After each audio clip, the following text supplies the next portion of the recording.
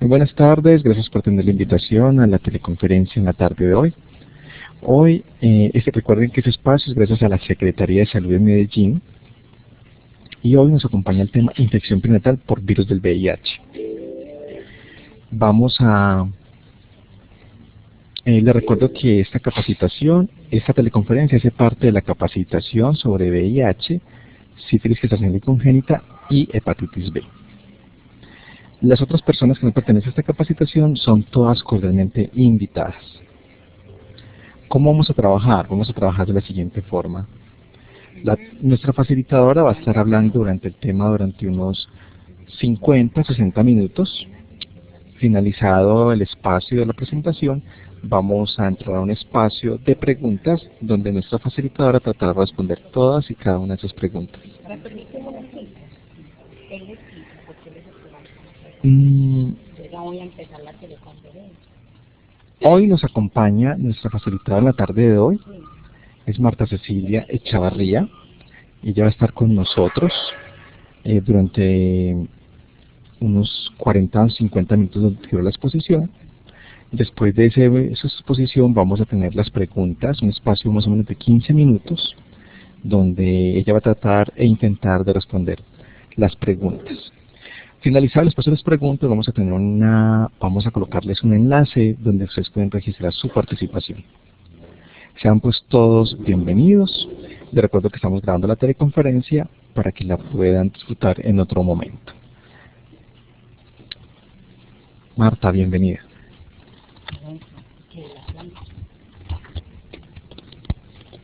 Buenas tardes, mi nombre es Marta Cecilia Echavarría.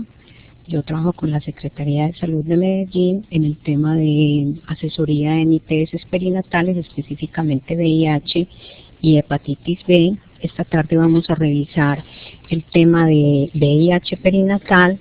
Una vez yo finalice la presentación, ustedes pueden hacer las preguntas que tengan al respecto. Vamos a dar entonces inicio a la presentación con algunos datos epidemiológicos de lo que es la epidemia de VIH en el mundo, según el informe de ONU-SIDA en el año 2012. Tenemos que en el mundo el número de personas que viven infectadas con el VIH es de aproximadamente 35 millones, de los cuales 32 millones son adultos, 17 millones son mujeres y 3 millones son niños. Con respecto al comportamiento de la infección en adultos y niños en el mundo que viven con infección con VIH, de esos 35 millones, el mayor número de casos de adultos y niños infectados se encuentra en el África subsahariana, seguido de el sur y sureste de Asia, y en tercer lugar está Latinoamérica. Posteriormente encontramos a Norteamérica, Europa Oriental y Asia Central.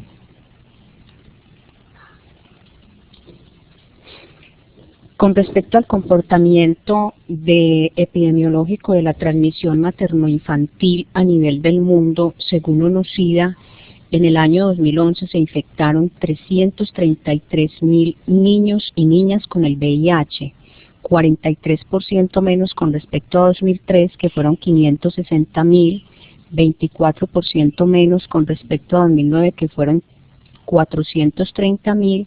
Esto quiere decir que la profilaxis antirretroviral a las madres infectadas con VIH evitó en el periodo 2009-2011 que 409.000 niños se infectaran por VIH en países de ingresos bajos y de ingresos medios, lo que nos está mostrando las bondades de la estrategia. Es una estrategia donde por cada peso invertido se recuperan 4. Algunos datos de la epidemia de VIH en Colombia para el año 2012. Nuestro país tiene una epidemia concentrada de VIH. ¿Qué quiere decir eso? Que menos del 1% de la población general y de las gestantes está infectada con el virus. Pero hay altas prevalencias en poblaciones vulnerables. Estas prevalencias son superiores al 5%. Por eso hablamos, está concentrada en algunos grupos. Según la Encuesta Nacional de Demografía y Salud realizada en el año 2010, en los hombres que tienen sexo con hombres, la prevalencia es del 11%, en usuarios de drogas intravenosas en Medellín es del 3.8%, en las trabajadoras sexuales es del 2.4% y está concentrada además en mujeres transgénero, habitantes de calle, en personas privadas de la libertad. Según el séptimo estudio Centinela en gestantes realizado en el año 2009, la prevalencia actual es del 0.22%. Nosotros estamos por debajo de esta prevalencia. En la ciudad de Medellín actualmente la prevalencia es de 0.12%. Con respecto al número de casos de VIH notificados en Colombia desde el año 85 al 2013, vemos cómo a través de los años la tendencia en la notificación es creciente. Hay ascenso en la notificación año a año. Actualmente tenemos en el país 92.379 personas infectadas con el virus, el 78% en estadio de VIH y el 22% en estadio de SIDA. Con respecto a la notificación del evento, se ha mejorado notablemente en la notificación de los casos en fase de VIH. Por cada 4 casos que se notifican de VIH, se notifica un caso en estadio de SIDA. Con respecto a la distribución por sexo, el 74.6% son hombres y el 25.3% son mujeres. Y si miramos la razón de masculinidad, vemos como a través de los años la epidemia del VIH ha tenido una tendencia a la feminización. Tenemos que en la década de los 90, por cada 10 hombres infectados había una mujer. En el año 2013 esta razón es de 2 a 1. Tiene que ver mucho con esto, la transmisión del virus, la mujer está más expuesta, tiene un mayor riesgo de infección debido a sus genitales están más expuestos. La mujer tiene mayores dificultades para negociar un sexo seguro, la violencia de género también influye. Lo que hace, y otra cosa importante, es que hay una mayor concentración de casos en los grupos en edad reproductiva, lo que hace que se esperen muchos más casos de SIDA pediátrico. Miremos los resultados de la vigilancia del VIH perinatal para este periodo 2013. En la ciudad de Medellín y específicamente la transmisión a nivel del país. Para nosotros poder cumplir con los planes, con el plan estratégico para eliminar la transmisión materno-infantil del VIH propuesto para el periodo 2011-2015, tenemos que cumplir con unos indicadores específicos. El país estableció una línea de base para el año 2009, que son estos resultados que vemos en color rojo, y tiene una meta definida año tras año hasta 2015, que es esta que corresponde al color verde. ¿Qué indicadores debemos nosotros cumplir y medir anualmente para mirar cómo estamos en la meta? La cobertura para VIH en gestantes que acuden al control prenatal. Vemos que en la ciudad de Medellín, tanto para el año 2011 como 2012, entre el 95 y el 100% de las gestantes tuvo la posibilidad de ser tamizadas para VIH. Con respecto a la cobertura de terapia profiláctica durante la gestación para las mujeres infectadas, tenemos unos cumplimientos superiores a la meta de 80 y 85%. Con respecto a la cobertura iniciada, a la cobertura de terapia antirretroviral en la semana 14, en este indicador estamos por debajo, muy por debajo de la meta, y esto tiene que ver a la no oportunidad en el diagnóstico ni en la remisión de las gestantes al programa, lo que hace que se retrase el inicio de la terapia. Con respecto a la cobertura de la terapia intraparto, el cumplimiento de la meta está también por encima. Tenemos para el 2011 un 85%, para 2012 un 86%, y se evidencia como fortaleza que la cobertura antirretroviral al niño y la fórmula láctea, el 100% de los niños expuestos en el año 2012 en la ciudad de Medellín accedió tanto a la terapia como a la fórmula láctea. Miremos cómo está el porcentaje de transmisión materno-infantil en Colombia para el periodo 2008-2011. Acordémonos que la meta para el 2015 es menos del 2% de los niños infectados. La tendencia en el país, la línea de base que se estableció fue en 2008 con un 5.8%, tiene más bien una tendencia fluctuante, no hay variaciones grandes en la transmisión. Para el año 2010 el porcentaje de transmisión fue de 5.3%, que equivale a 38 niños infectados, y para el año 2011 fue de 4.6%. La meta que tiene el país para el año 2011 es tener un porcentaje de transmisión del 5%. Teniendo en cuenta esto, Colombia ya está dentro del cumplimiento de la meta. Con respecto a la transmisión materno-infantil en la ciudad de Medellín, si la comparamos con el departamento de Antioquia, la línea azul corresponde al departamento de Antioquia, la línea roja corresponde a Medellín y la línea morada corresponde a la meta. Vemos cómo la ciudad de Medellín año tras año tiene una tendencia descendente en la transmisión. Para el año 2010 el porcentaje de transmisión fue del 2.3% y para el año 2011 fue del 3%. En ambos años corresponde a un menor infectado, pero acordémonos que este indicador es muy sensible porque el número de niños expuestos pues es muy pequeño. Un casito que se nos presente nos dispara el porcentaje de cumplimiento, llevándonos inclusive a no poder cumplir la meta.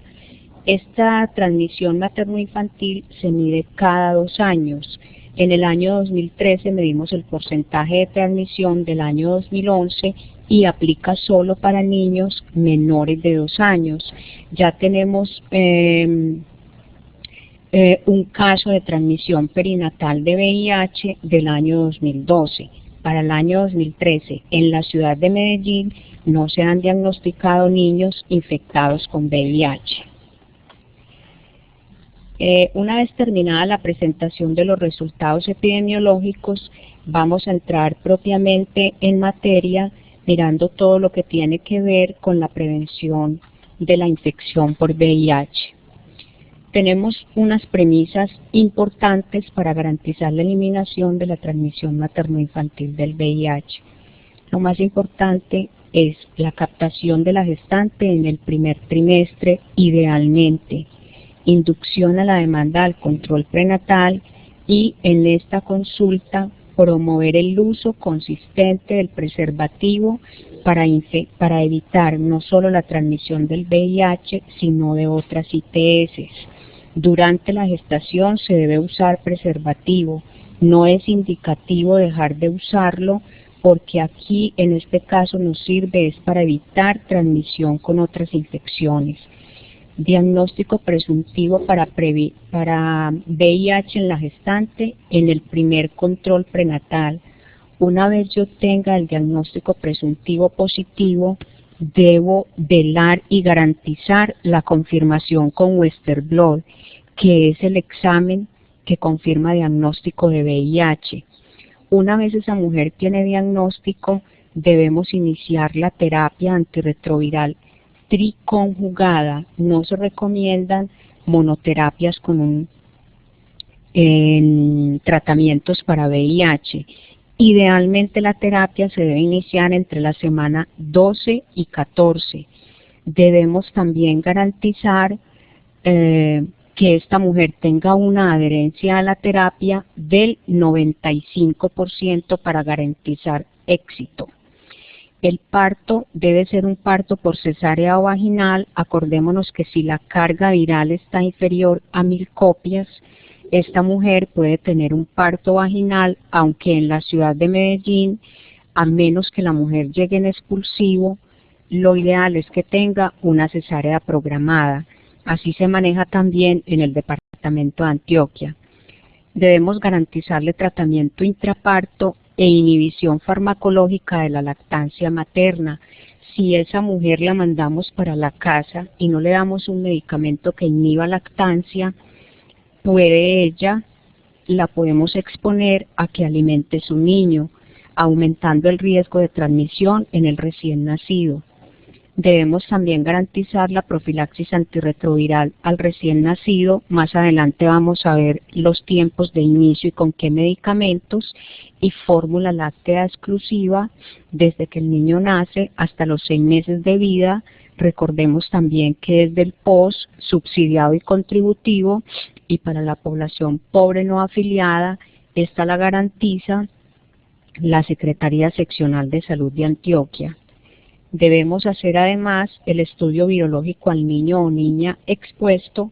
Con estas intervenciones vamos a lograr que menos del 2% de los niños nazcan infectados. Recordemos las definiciones de lo que es un caso confirmado de VIH. En menores de 18 meses, para confirmar el caso de VIH, en mayores, debemos hacer tener 2 pruebas presuntivas positivas y un Western blot positivo, que es la prueba confirmatoria.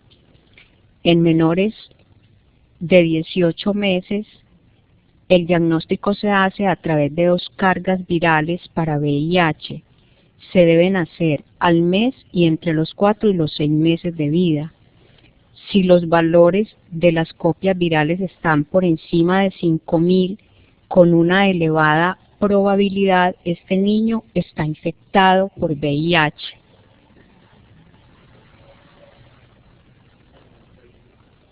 Recordemos las pruebas de tamización que existen para el diagnóstico de VIH.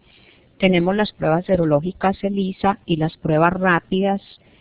Ambas tienen alta sensibilidad y especificidad, superiores al 99%. Con respecto a las pruebas confirmatorias, contamos con el Western blot, tiene una sensibilidad entre el 90 y el 99% y altísima especificidad, y la probabilidad de falsos positivos es mínima. Recordemos entonces el algoritmo diagnóstico establecido en nuestro país para diagnóstico de VIH. Inicialmente al paciente se le manda un ELISA. Si el ELISA es negativo, se asume que no hay infección. Si el paciente ha tenido una exposición reciente, ordenamos un ELISA a los 6 meses. Ya lo podemos ordenar desde los 3 meses. Si yo tengo un primer ELISA positivo, debo hacer un segundo ELISA. Si el segundo ELISA me da negativo, debo hacer un tercer ELISA. Si el tercer ELISA me da negativo, se asume que el paciente no está infectado. Si yo tengo un ELISA positivo, el segundo ELISA positivo, debo hacer un Western blot. Si el Western blot me da positivo, ese paciente está infectado, pero yo puedo tener un Western blot indeterminado.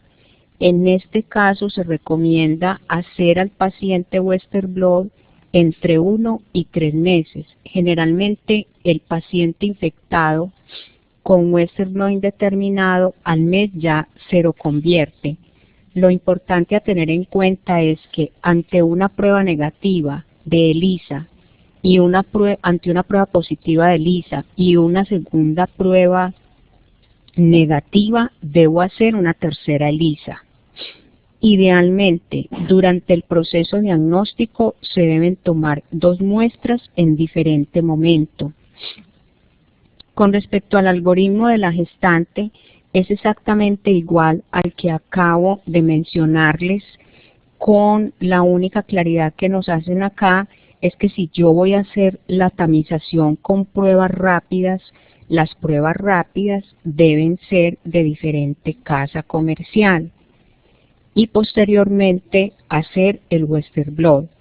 Si ese primer tamizaje en la gestante me da no reactivo, la mujer sigue en control prenatal.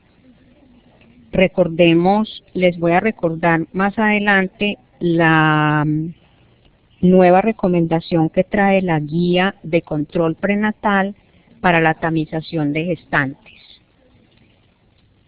Con respecto al Western blot, si el Western blot está negativo, la paciente sigue en control prenatal. Si el Western blot está positivo, se va para tratamiento antirretroviral.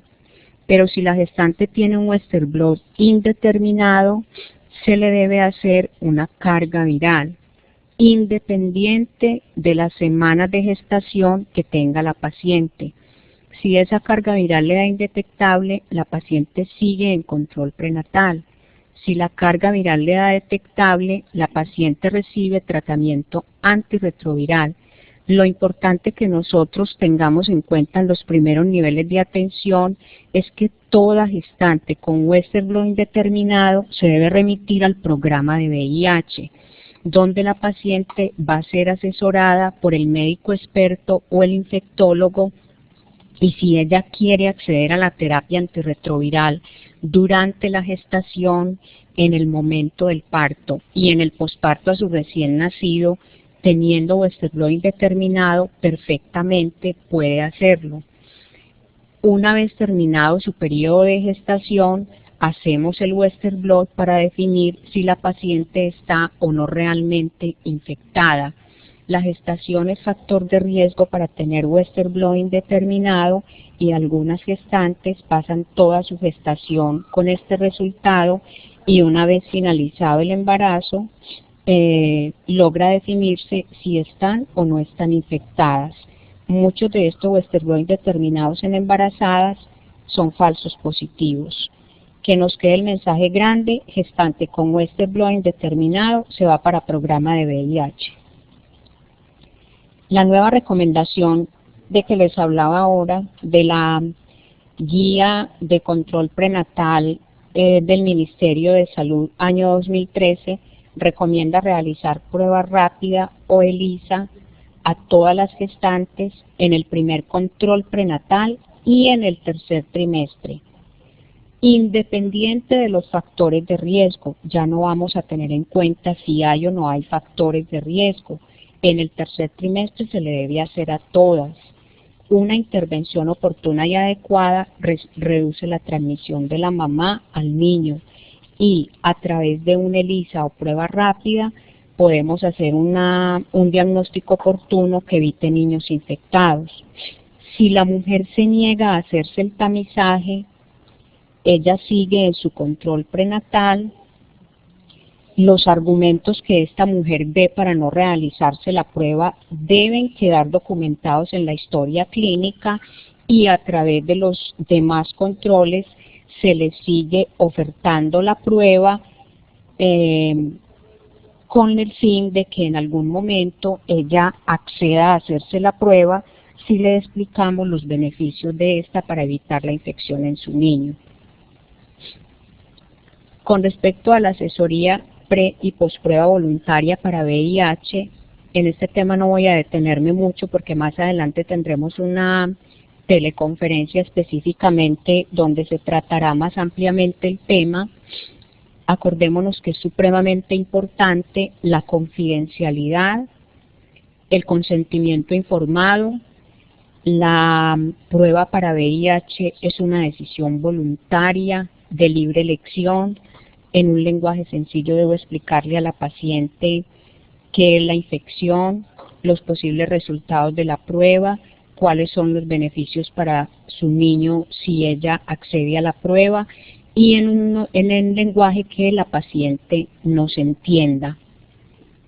Esta asesoría, recordemos, está reglamentada en el decreto 1543.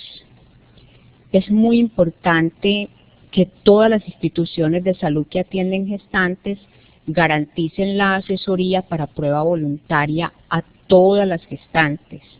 Se diligencia el consentimiento informado de aceptación o no aceptación, y este documento debe quedar en la historia clínica de la paciente porque es un documento legal. No se recomienda dejarlo en laboratorio, sino que quede como constancia en la historia clínica de que la asesoría se hizo.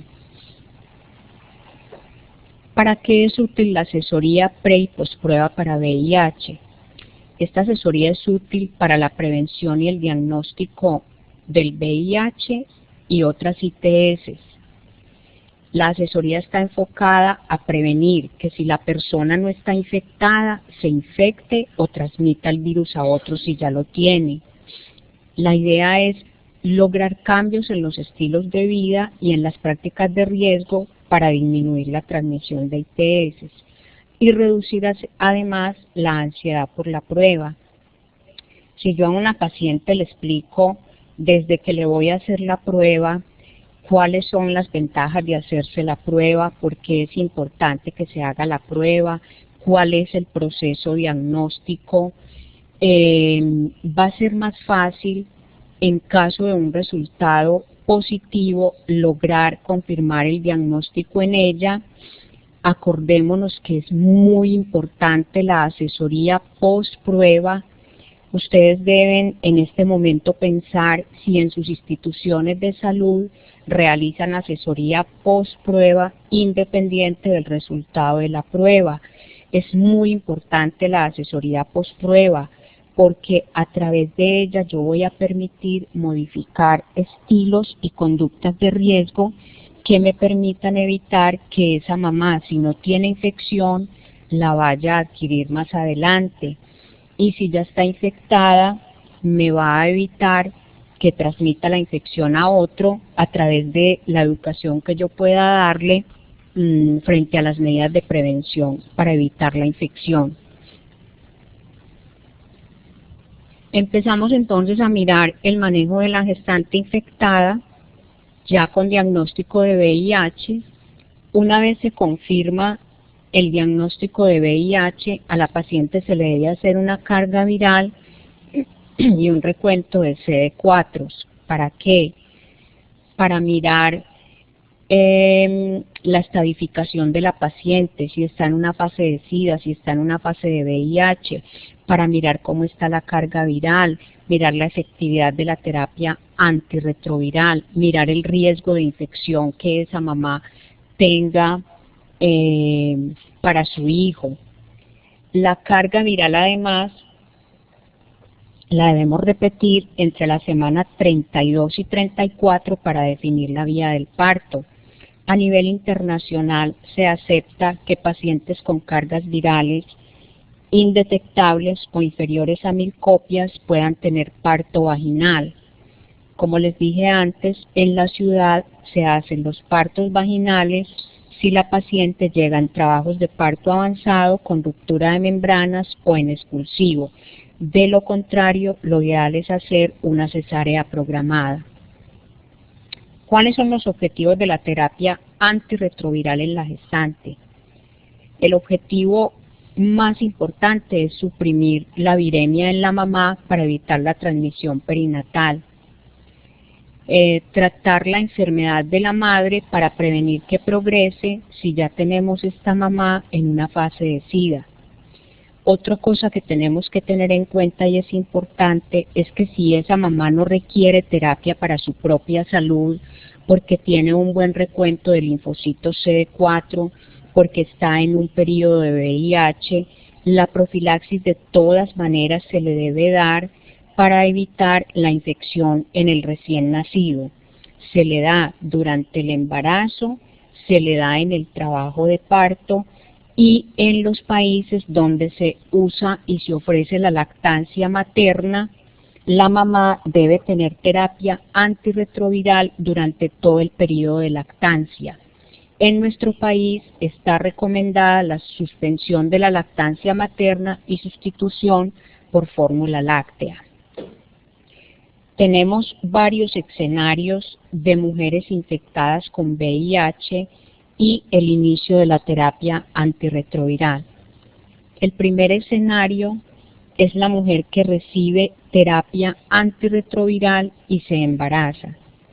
Si esa mujer tiene una supresión vírica adecuada, ella debe continuar recibiendo la terapia que venía recibiendo si no tiene medicamentos teratogénicos como el efavirenz, que está contraindicado en el primer trimestre de la gestación. El otro escenario es la gestante infectada que nunca ha recibido terapia, pero tiene indicaciones para hacerlo porque se encuentra en una fase de SIDA. En este caso, la mujer debe iniciar la targa o la terapia antirretroviral de gran actividad lo antes posible, independiente de las semanas de gestación. El esquema idealmente debe contener sidobudina. Debemos evitar la nevirapina si los CD4 son mayores a 250. En este caso puede haber una falla hepática importante. Por efecto de la nevirapina no es recomendable darla. Debemos evitar el efavirenz en el primer trimestre. El escenario 3 es la gestante infectada que nunca ha recibido terapia y no tiene indicaciones para hacerlo. Generalmente son estas las mujeres que se diagnostican durante la gestación.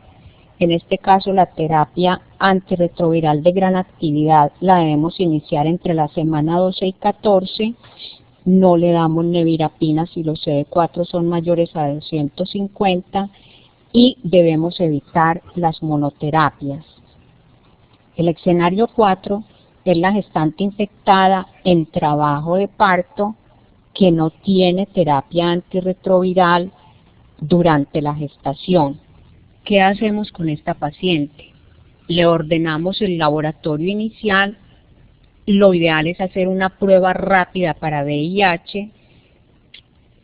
Le iniciamos el protocolo con sidobudina intravenosa o sidobudina intravenosa más una dosis de nevirapina, una dosis oral de nevirapina. En este caso, si la paciente recibió nevirapina, le debemos dar lamivudina por 7 días más en el posparto para evitar la resistencia a la nevirapina. Todas las pacientes, independiente de si recibieron o no sidobudina, durante el embarazo la deben recibir en el trabajo de parto. Si estaba contraindicada durante el embarazo por alguna circunstancia, se la damos en el trabajo de parto. ¿Cómo vamos a hacer con esa gestante que no hizo control prenatal, que llegó en trabajo de parto o en expulsivo y nos llega sin el resultado de la prueba? Esta paciente recibe una asesoría. Rápidamente le explicamos los beneficios de la prueba, por qué se le va a tomar y postergamos la asesoría como tal para el posparto. La paciente nos firma el consentimiento informado y le hacemos una prueba rápida de tamización. ¿Cuáles son las ventajas del uso de pruebas rápidas durante el trabajo de parto? Las pruebas rápidas son de fácil uso. La mayoría no necesitan refrigeración. La idea es que los resultados estén de una manera rápida, entre 15 y 20 minutos. Las pruebas rápidas pueden ser leídas por personal de salud diferente al bacteriólogo, siempre y cuando la persona esté debidamente entrenada y capacitada en lectura de pruebas rápidas. En las instituciones de salud donde hay bacteriólogo, lo ideal es que este procedimiento lo haga el bacteriólogo. Los resultados son iguales de precisos a las pruebas de ELISA. Cuando yo tengo una prueba rápida positiva en una gestante, su fin es decidir una conducta profiláctica, nunca un diagnóstico, y esto le debe quedar claro a la mamá. No debemos alarmarla. Si ella tiene la prueba rápida positiva, iniciamos el protocolo tanto en ella como en el recién nacido y le explicamos que posteriormente vamos a confirmar o a descartar su diagnóstico. Ese resultado positivo me permite iniciar tempranamente la profilaxis en el niño y suspender la lactancia materna. La prueba rápida, lo ideal es realizarla en el sitio donde se atiende el parto o se captó la mamá. La muestra la podemos tomar por punción capilar o por venopunción y lo ideal es procesarla en sangre total. ¿Por qué en sangre total? Porque lo que necesitamos es oportunidad diagnóstica. No hay ninguna contraindicación para centrifugar la muestra, pero la sangre total nos da resultados más precisos, más oportunos, perdón.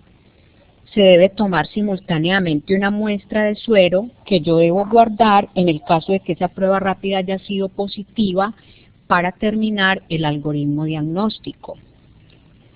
Si esta prueba presuntiva está positiva y el parto lo voy a programar por cesárea, lo ideal es iniciar esa profilaxis 3 horas antes de la incisión quirúrgica.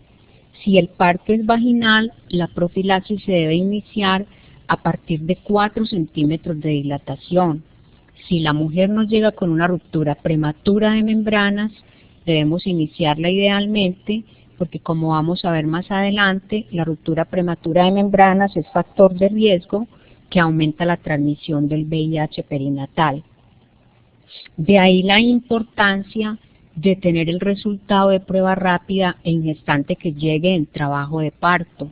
No se tiene discriminación entre si ella llega en un trabajo de parto inicial, en un trabajo de parto intermedio o avanzado, siempre gestante en trabajo de parto. Si el resultado de la prueba se hacen pruebas rápidas, no están indicados los ELISAs.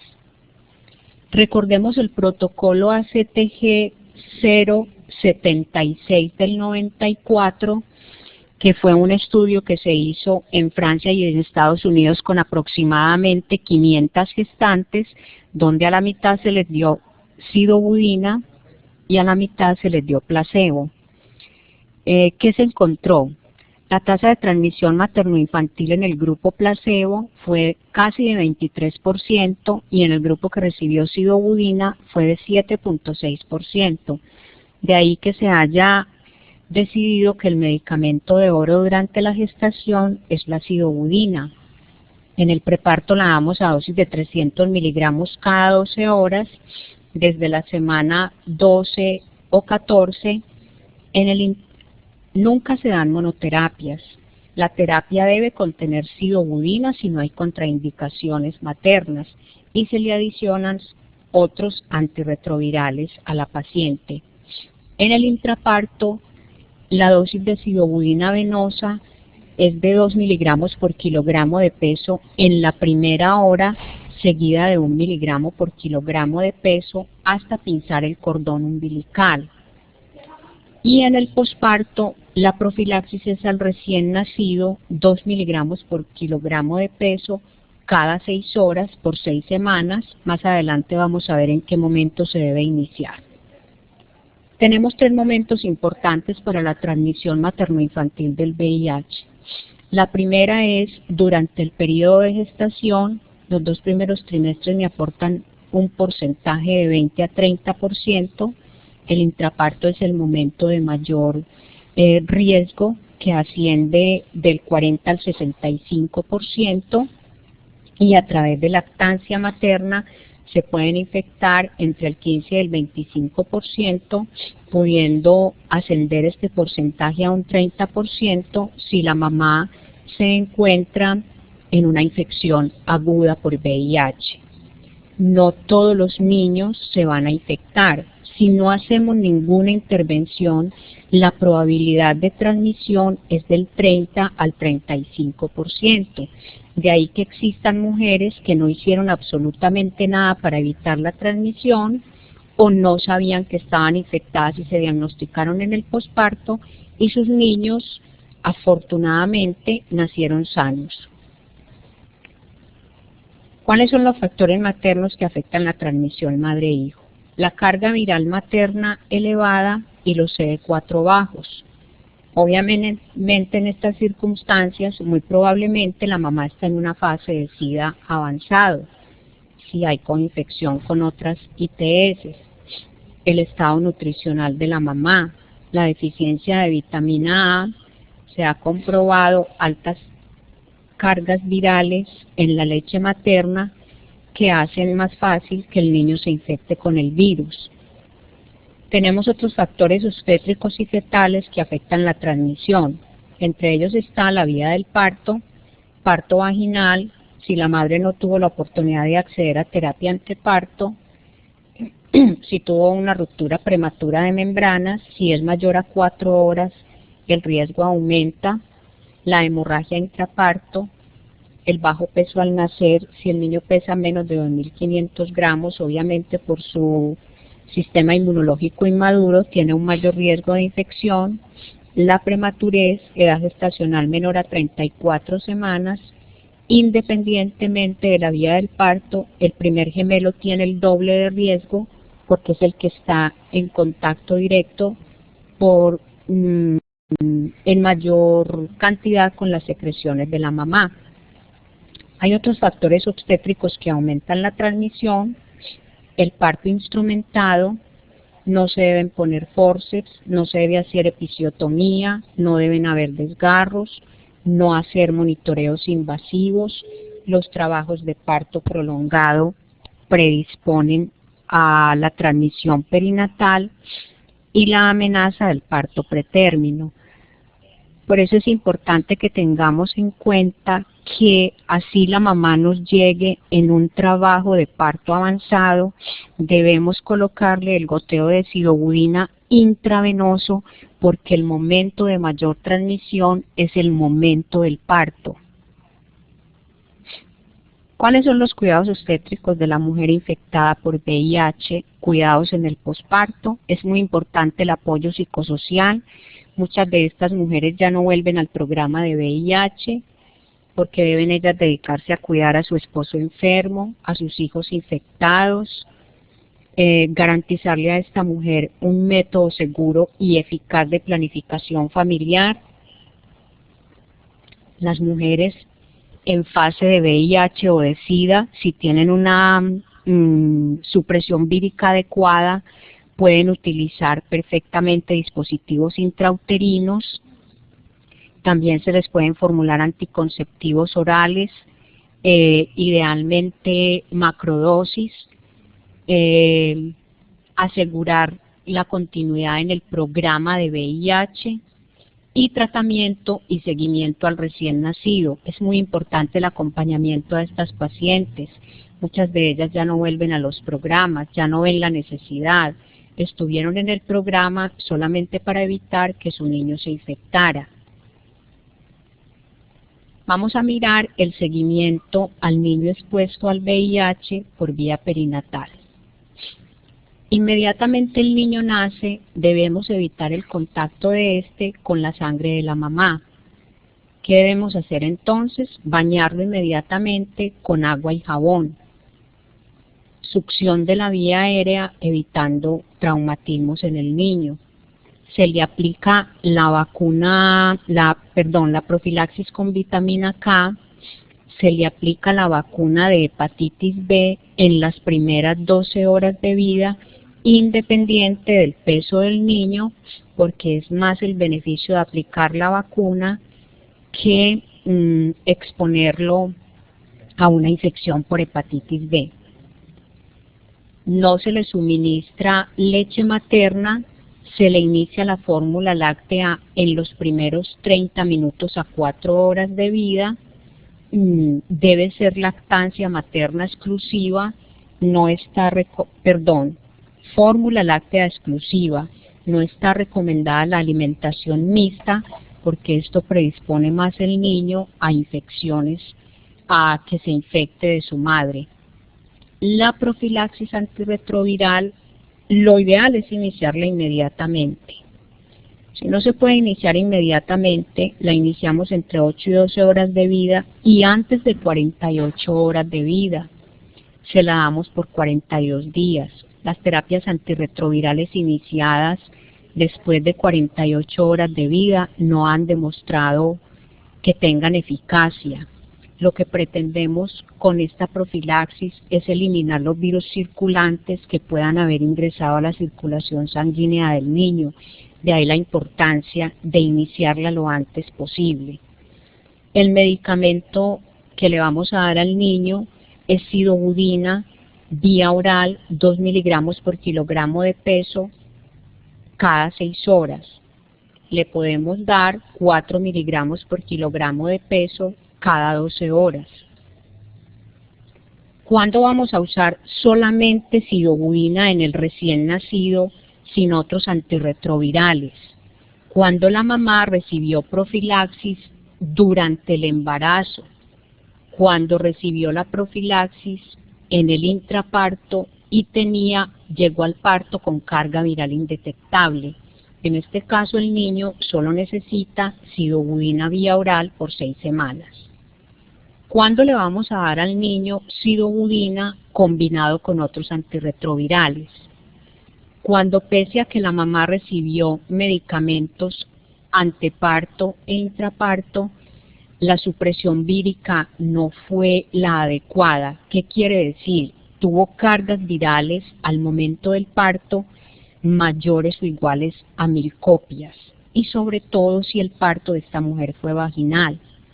Cuando la mamá solo tuvo la posibilidad de recibir el antirretroviral en el parto, o porque no tenía diagnóstico, o porque no quiso acceder a la terapia en el anteparto, que no es muy frecuente, pero hay algunos casos,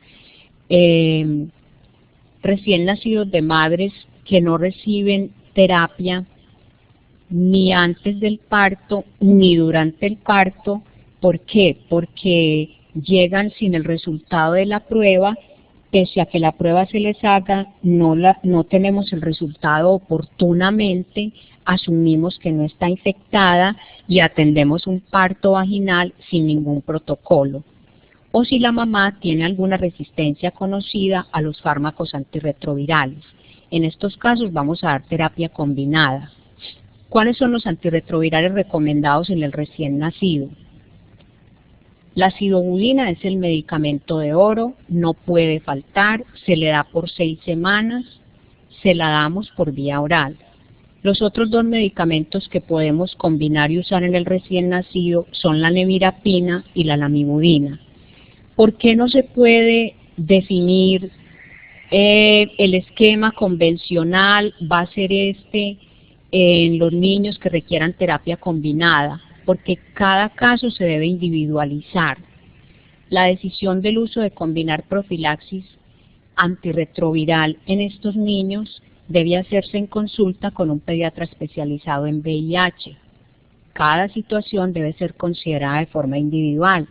De ahí la importancia que en las clínicas donde se atienden partos, nosotros dispongamos, además de la sidobudina, dispongamos del jarabe de lamivudina y nevirapina, porque no sabemos en qué momento vamos a necesitar combinar terapia en algún niño expuesto cuya madre no haya tenido diagnóstico o no llegue con algunas de las características mencionadas antes. Una de las recomendaciones que se está utilizando a nivel internacional, lo recomiendan las guías americanas, es darle al niño sidobudina vía oral por 6 semanas con nevirapina suministrada de la siguiente manera. La primera dosis dentro de las 48 horas del nacimiento, la segunda dosis 48 horas después de la primera y la tercera dosis 96 horas después de la segunda. Este es un esquema de terapia combinada. Hay otro esquema de terapia combinada con nevirapina, es darle la nevirapina al niño inmediatamente nace, otra dosis a las 48 horas y continuamos con el jarabe de sidobudina. Algunos especialistas no usan nevirapina por temor a que si el niño está infectado pueda crear una resistencia a la nevirapina y suministran la terapia con lamivudina, sidobudina, lamivudina. En algunos casos, algunos pediatras consideran dar la terapia triple, sidobudina, lamivudina, nevirapina. Es por esto que les digo que no podemos tener o presentar acá un esquema rígido porque cada caso lo debemos individualizar. Recordemos que la leche materna es una vía importante de transmisión, por eso debemos nosotros garantizar la inhibición de la lactancia con bromocriptina o cabergolina. Son medicamentos POS. A la mamá se le debe suministrar desde que está en la institución, antes del egreso hospitalario, para evitar que la mamá salga con producción de leche, y si por algún motivo hay retrasos en la entrega de la fórmula láctea, ella, por la no facilidad de conseguir la fórmula, tome la decisión de alimentar al niño. Importantísimo que este niño ingrese al programa de crecimiento y desarrollo, que evaluemos cómo está la mamá suministrando la fórmula láctea al recién nacido. Esta fórmula láctea se les entrega en el programa de VIH, no se les entrega completa, se les dan un número de tarros específicos cada mes según el peso del niño. Por lo tanto, nosotros debemos verificar en el crecimiento y desarrollo cómo está la mamá preparando esa leche, cómo está la ganancia de peso y talla del niño, y dar educación según lo que encontremos con respecto al suministro de la fórmula láctea, evaluar esa mamá cómo está dando el antirretroviral al niño, si le está dando la dosis que es, si le está dando en los horarios indicados. El seguimiento al niño entonces es el siguiente. A los niños expuestos al virus del VIH se les debe hacer una carga viral al mes de vida. Si esa carga viral da indetectable, hacemos una carga viral entre los 4 y los 6 meses de vida. Si le da indetectable, descartamos infección. Si al primer mes de vida yo hago carga viral y da detectable, y esa carga viral es menor a 5.000 copias, acordémonos que puede ser un falso positivo, que yo no debo alarmar a la mamá, que antes de decirle que tiene su niño infectado, debo proceder a hacer otra carga viral inmediatamente. Si el niño tiene esa carga viral mayor a 5.000 copias, hay una elevada probabilidad que ese niño esté infectado. Igualmente, inmediatamente debo hacer otra carga viral. Si la carga viral da indetectable, descarto infección. Si la carga viral me da detectable, confirmo infección por VIH. Este niño que tiene una carga viral positiva y una carga negativa y una carga indetectable, pues lo ideal es remitir a valoración especializada para estudios complementarios y poder definir si realmente está o no infectado. Todos los niños de mamás con VIH a los 18 meses de vida les debo hacer una ELISA o prueba rápida y según el resultado definir si necesitan un Western blot. Acordémonos que en los menores de 18 meses no está indicado hacer ELISAs o pruebas rápidas para VIH por el paso de anticuerpos maternos que generalmente desaparecen a los 18 meses de vida. Hay unos niños que se lo revierten más lentamente y se demoran más o menos hasta los 2 años de vida para tener el ELISA negativo. Pero si yo tengo 2 cargas virales indetectables en el niño menor de 18 meses, descarto infección por VIH. Yo debo considerar hacer pruebas virológicas para los niños con alto riesgo de infección por VIH al nacer. Hay circunstancias especiales donde yo no puedo esperar a que ese niño cumpla 1 mes de vida, sino que debo hacer esa prueba antes. Si esa prueba está positiva, cuanto antes confirmo con otra prueba de una segunda muestra. Ya les dije, no hacemos pruebas de ELISA o pruebas rápidas en menores de 18 meses.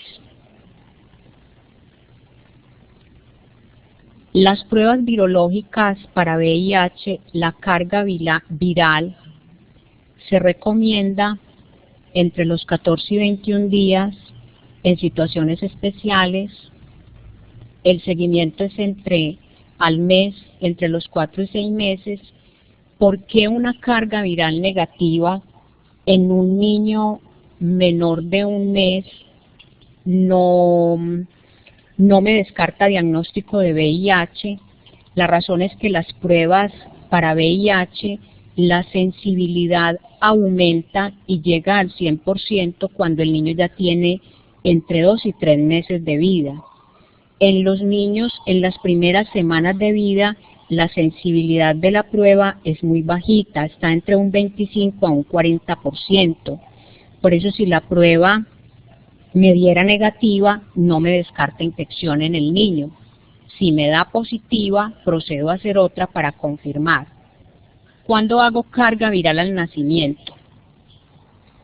La carga viral al nacimiento la debo hacer a los niños de mamás que no recibieron la terapia durante la gestación, cuando la mamá se diagnosticó en el momento del parto, cuando la mamá llegó al parto con cargas virales iguales o mayores a 1000 copias. Si yo tengo una carga viral en un niño realizada antes de 48 horas de vida y esa carga viral es positiva, acordémonos que puede ser menor a 5000 copias o mayor a 5000, ese niño lo más probable es que se infectó durante la gestación. Si la prueba me da negativa en la primera semana y posteriormente me da positiva, ese niño lo más probable fue que se infectó en el momento del parto o en el posparto. Lo más frecuente es encontrar niños con cargas virales negativas en las primeras 48 horas de vida y si están infectados, tenerlas positivas posteriormente, porque acordémonos que el momento del parto es el momento de mayor transmisión y a través de la lactancia materna. Yo no debo descartar la transmisión por lactancia materna, pese a que el niño haya recibido el antirretroviral. Si esa mamá por algún motivo lo lactó, puede tener infección. No utilicemos sangre de cordón para diagnóstico en los niños. Por el paso de anticuerpo materno no está indicado. La progresión natural de VIH en niños y niñas, si el niño no se ha diagnosticado y no se ha tratado, el 35% de estos niños van a morir al año de vida, el 50% a los 2 años y el 60% a los 3 años. De ahí la importancia de hacer el seguimiento indicado en el tiempo indicado a los hijos de mamás que tienen diagnóstico de VIH. En la ciudad de Medellín, con respecto a los niños expuestos al virus del VIH, más o menos el 93% de los niños ya tienen definida su condición. ¿Qué quiere decir? Que ya les hemos hecho las 2 cargas virales para determinar si están o no infectados con el virus del VIH.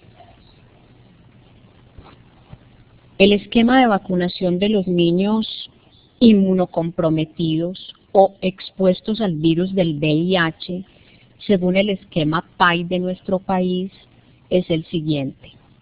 En menores de 1 año de edad se aplica la dosis de hepatitis B, que es la dosis de recién nacido.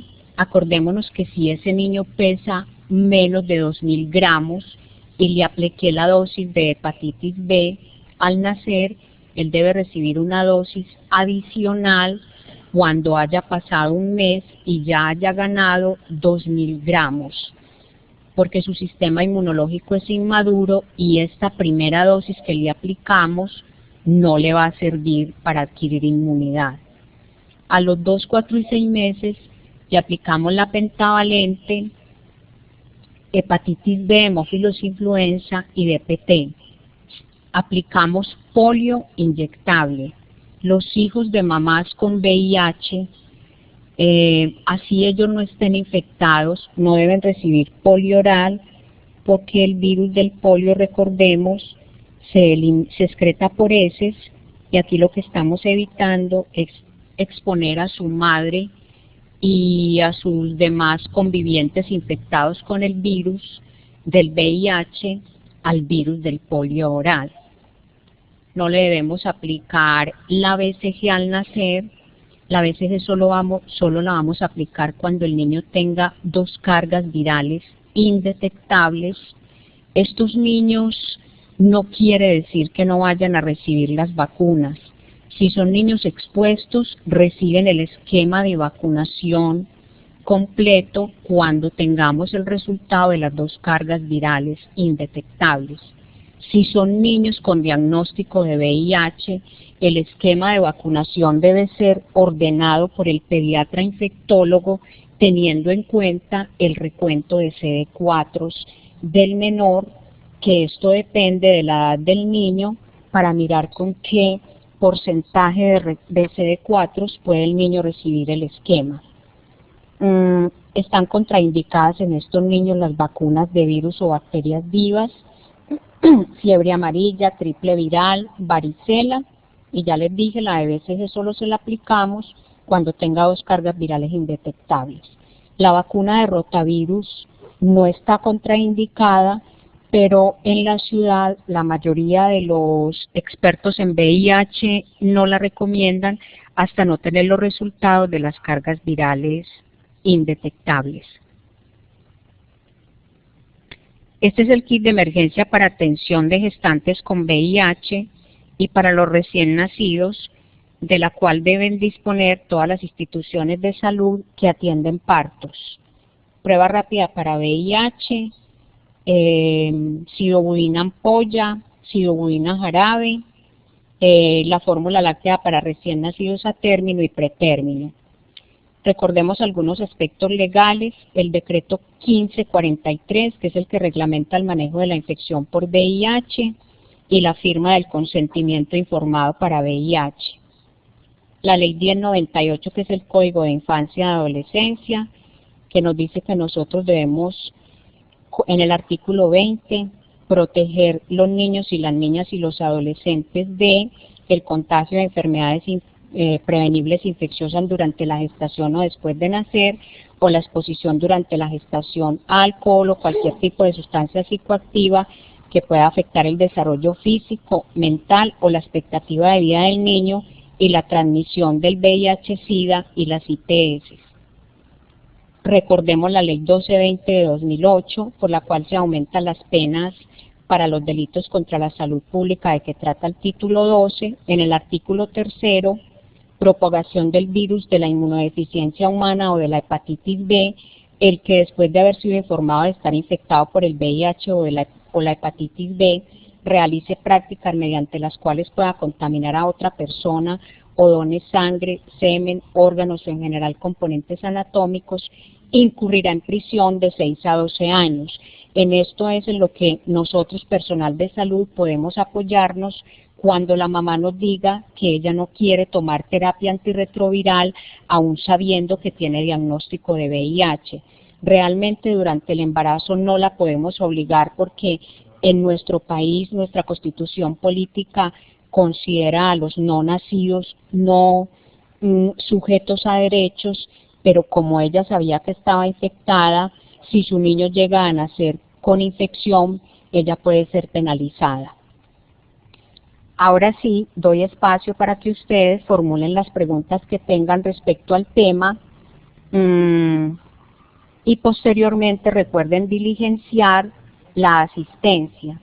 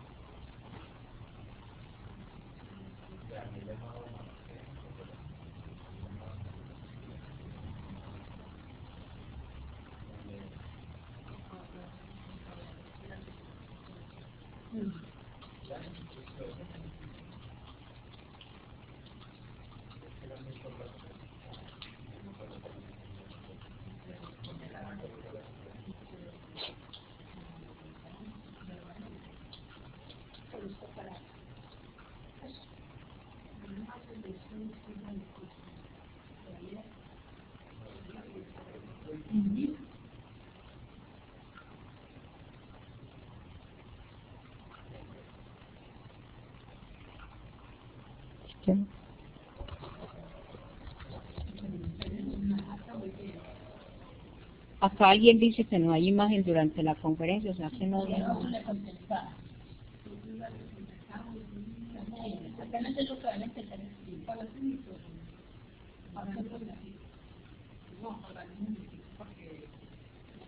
¿De dónde le puedo hablar? Háganse donde se apaga el micrófono.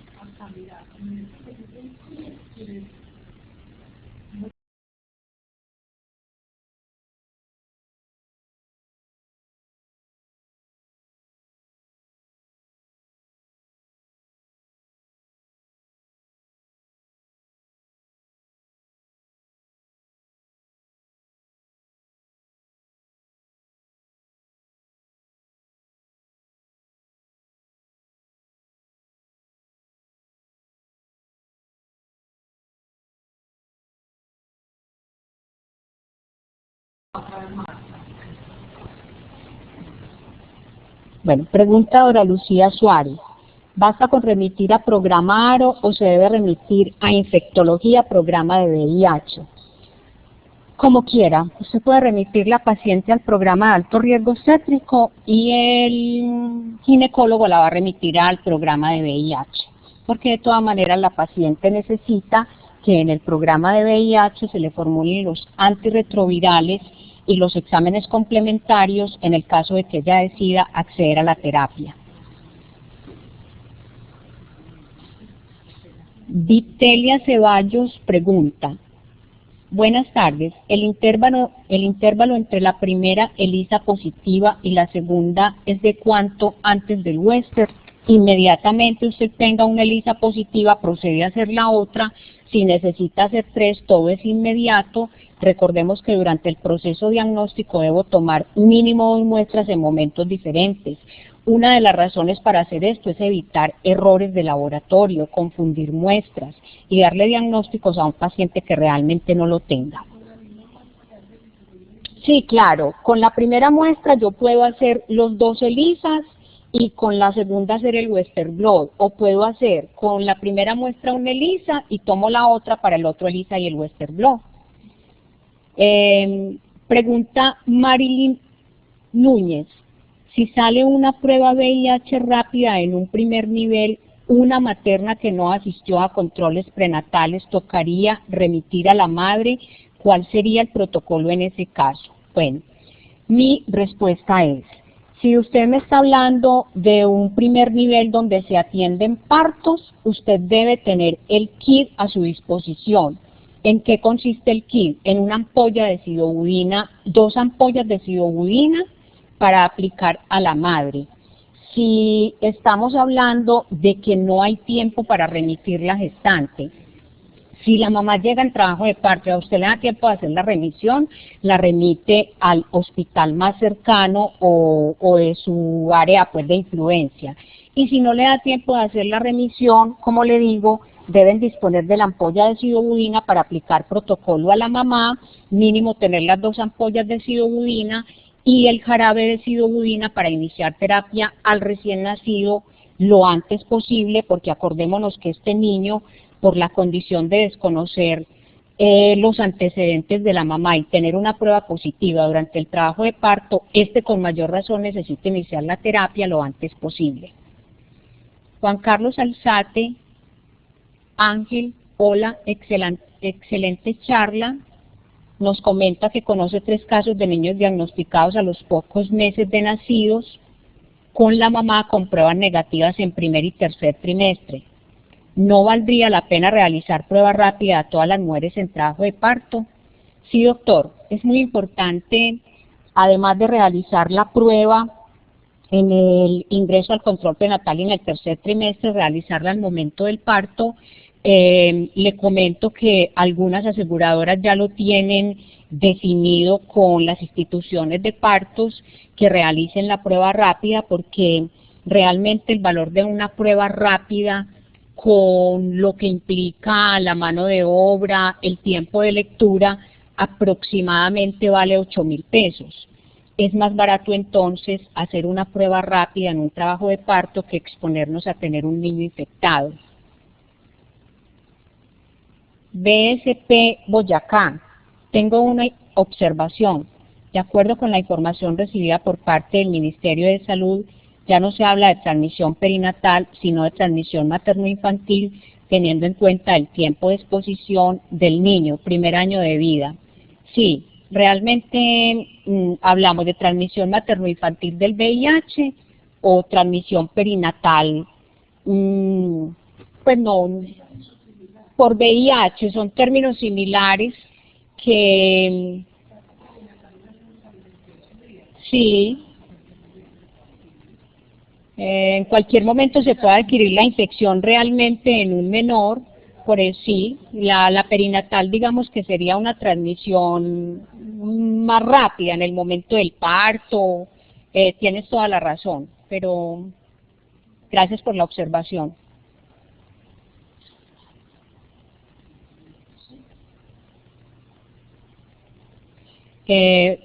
Sergio Upegui pregunta, buenas tardes, gracias por la conferencia, ¿cómo firmamos la asistencia? Alonso, de la asistencia, ¿cómo la firma? Confama Aranjuez pregunta. Espérate. De Confama y Aranjuez preguntan, buenas noches, estoy inscrita en el curso clínico IEPI, ¿esta conferencia hace parte del curso? No. Esta conferencia hace parte del taller virtual de ITS perinatales que estamos desarrollando desde el lunes 7 de julio hasta agosto 3. Es totalmente diferente. Alfredo Hernández, el kit de emergencia para partos de pacientes con VIH es obligatorio. ¿Cómo lo obtienen los hospitales de primer nivel? Sí, legalmente es obligación disponer de él en todas las instituciones de salud que atienden partos, así sea solamente partos de mujeres que lleguen en expulsivo. ¿Cómo lo obtienen los hospitales de primer nivel? Lo deben garantizar a todas las pacientes independiente del régimen de afiliación y facturarlo a la respectiva aseguradora en el momento en que tenga necesidad de utilizarse. Esto depende del tipo de contrato que el gerente de ese primer nivel haga con la aseguradora. El link de la asistencia, por favor. Con respecto... espera. Hospital La María, ¿dónde se registra la asistencia? Gracias.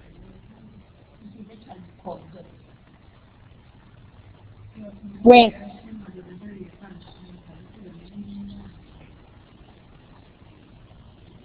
buenas tardes. Tengo un caso de un joven con 2 ELISAs positivos para VIH. Estoy en espera del Western Blot. Su esposa tiene 32 semanas de embarazo y tuvo relaciones sexuales sin protección en los 2 últimos meses. Ella tiene ELISA del primer trimestre y de hace una semana no reactiva. En caso de que el Western Blot del esposo confirme el diagnóstico, ¿qué conducta debo tomar con esta gestante, ya que puede estar en periodo de ventana? Gracias.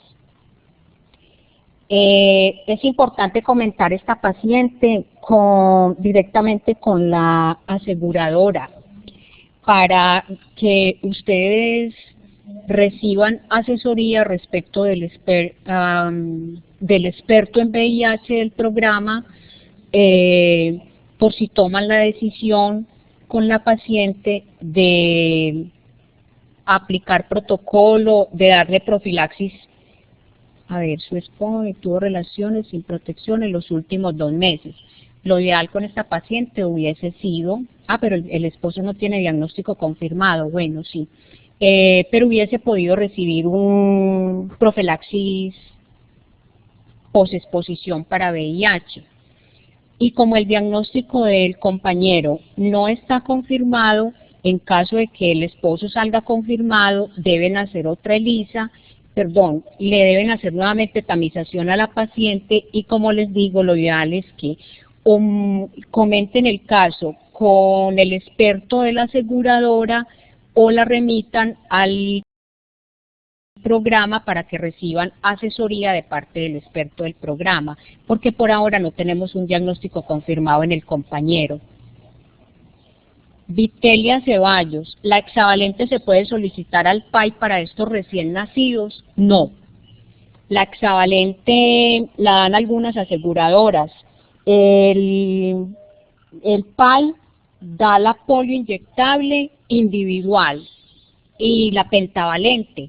Ustedes al PAI solo pueden solicitar la inyectable de polio solita. No maneja el PAI hexavalente para estos niños. Vitelia Ceballos. A niños se les puede hacer la prueba de descarte cuando se observa que el menor constantemente está presentando neumonías, bajo peso. Sí, acordémonos que tenemos que tener en cuenta la edad del niño.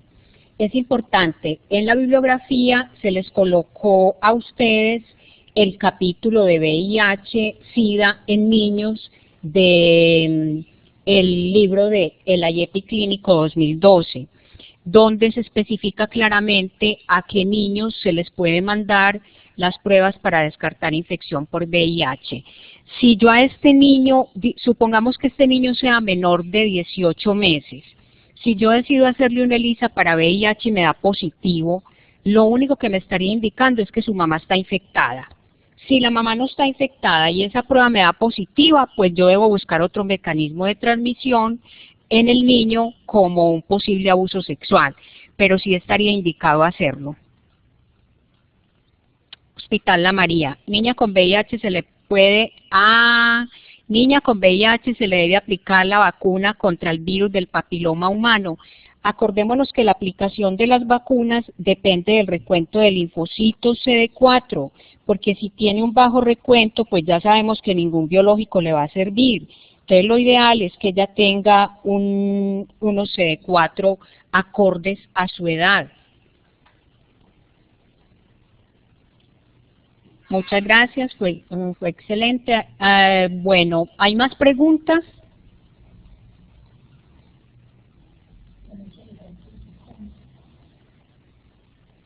Bueno, si no tenemos más preguntas, ustedes pueden proceder a inscribirse.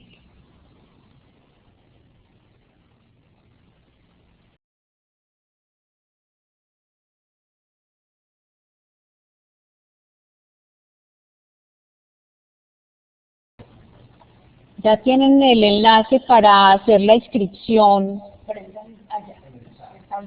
en el chat a la teleconferencia.